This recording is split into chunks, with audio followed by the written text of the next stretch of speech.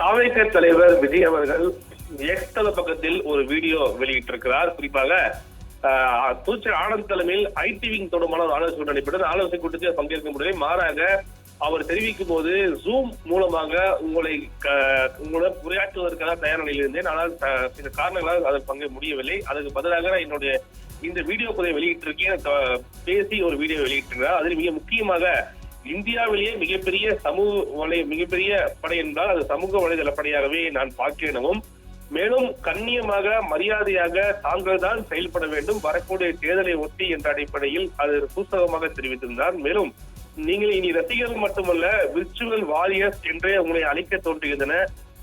விஜய் பேசி இந்த காணொலி வெளியிட்டிருப்பது ஐடி விங்கினரிடம் ஒரு பெரும் வரவேற்பை பெற்றது. மேலும் அவங்களுக்கு பணி செய்வதற்கான ஊக்குவிப்பாக இருப்பதாக தெரிவித்திருக்கிறார்கள். தொடர்ந்து ஒவ்வொரு கட்சியை பொறுத்தவரைக்குமே மிக முக்கிய ஒரு துணை அமைப்பாக பார்க்க வேண்டும் என்றால் அது ஐடி விங் என்பது செயல்பாடுகள் மிக முக்கிய ஒன்றாக ஒன்றுக்கப்படுகிறது. ஏனென்றால் தொடர்ந்து சமூக வலைதளங்களில் பதிவிடக்கூடிய கருத்து என்பது அது மிகுந்த தாக்கத்தை உண்டாக்கக்கூடிய சூழ்நிலை இருக்கிறது. அந்த அடிப்படையில் அதிமுக ஆகட்டும், திமுக இருக்கட்டும், பாஜக உள்ளிட்ட பல்வேறு கட்சிகள் தனக்கென தனி ஒரு ஐடி விங்கை வைத்திருக்கிறார்கள்.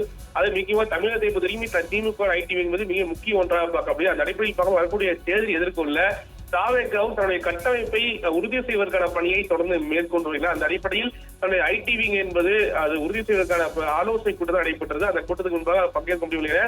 அதில் வீடியோ ஒன்றை வெளியிட்டிருக்க. அந்த வீடியோ என்பது மிக முக்கியமாக உங்களை மிகப்பெரிய படையாக இந்தியாவிலேயே மிகப்பெரிய படையாக பார்ப்பதாகவும் தெரிவித்திருக்கிறார்.